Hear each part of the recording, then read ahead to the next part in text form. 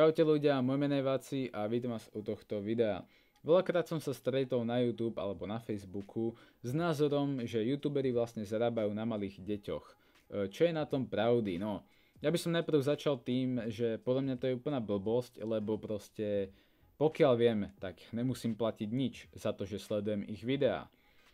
Poďalšie, ak náhodou niečo im zaplatím, tak to je väčšinou za oblečenie, za nejaký merch, ktorý si kúpim, alebo to je, že mu pošlem donate. Pokiaľ viem, tak toto je proste dobrovoľné, to nemusíte platiť, není to povinné.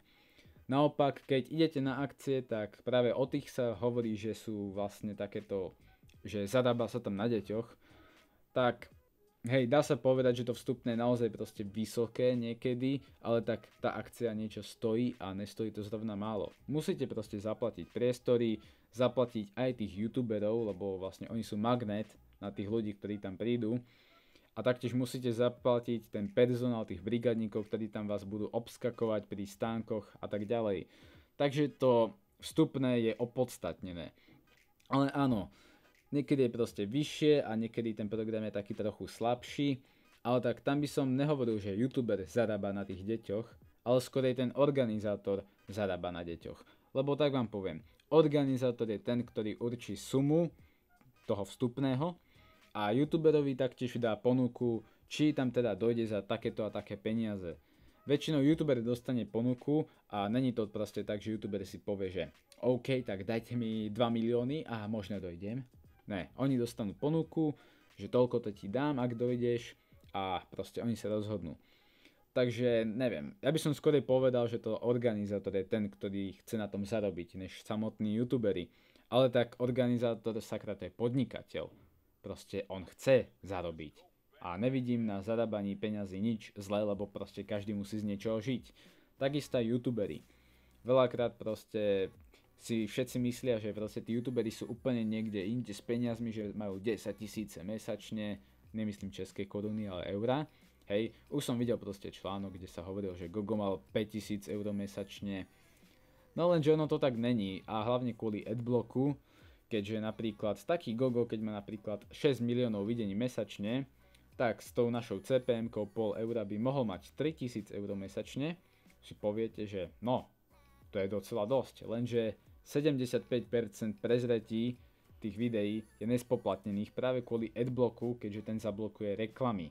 A to ešte tam trochu rátam aj tie mobily a tablety, tam sa tiež zrovna ne všetko zobrazí. Takže Gogovi možno tak ostane 750 eur. Z toho akurát tak zaplatí nájom a možno energie, ale ďalej nezaplatí nič, lebo mu nič neostane.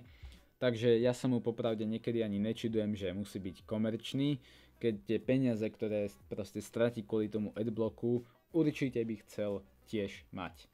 Povedzme si pravdu však, Gogo je vlastne ako keby podnikateľ, len podniká cez internet a nevidím nič zlé na tom, keď chce proste zarobiť. Poďalšie, vy mu to neplatíte, takže keď už mu niekto niečo naozaj zaplatí a dostane z toho proste veľké peniaze, tak to sú tie firmy, ale tak firma to nie ste vy. Firmy majú na to peniaze, aby si toho youtubera zaplatili. Takže teda tá otázka na záver a čo si ja o tom myslím, takto podľa môjho názoru youtuberi proste nezarábajú na tých deťoch, oni naopak pre nás vytvárajú dosť veľa hodín zábavy a my im nesme povinní nič platiť, jedine ak si niečo kúpime, nejaký merch, alebo ideme teda na akciu, ale tak tam skorej platíme tým organizátorom. Naopak, ja si myslím, že ľudia by ešte mali si ten adblock odinštalovať, keďže prísť o 75% z výplaty je docela dosť. No a potom sa akože všetci čudujme, že je niekto komerčný, alebo že niekto chodí na nejaké akcie. Čo vám k tomu poviem? No, takto, aby som ten adblock fakt si dal aspoň výnimku na YouTube. Ja napríklad adblock nemám. Poďalšie, toto nehovorím kvôli sebe, aby som mal aj väčšiu výplatu, keďže ja zarábam veľké hovno z toho YouTube. Ja by som možno, keby som mal partnership, tak by som si zarobil na jeden hambač, a to je tak všetko. Takže proste, to je taká kravina, hej, tu rieši, že či by som mal jeden hambač alebo 4, no čo vám poviem. Naozaj, ale niektorí tí youtuberi prichádzajú o veľké peniaze a hlavne sa to týka tých menších youtuberov, ktorí proste nezarábajú tým, že chodia na akcie. Naozaj, oni sa iba spoliehajú na to, že dostanú peniaze za tie reklamy a im tie peniaze budú naozaj dosť chýbať. Takže to je iba taký môj názor na tieto peniažky a to, ako sa to rieši. Podľa mňa ľudia by sa mohli trošku spamätať, hlavne tí menší, ktorí tým peniazom asi nerozumejú. Prípadne by sa mali spamätať hlavne tí, ktorí sú starší, vedia, ako peniaze fungujú a proste aj tak pičujú. Tí by sa mali hlavne spamätať. No takto. To je teda celé video, čo som chcel povedať. No a teda majte sa pekne a čaute.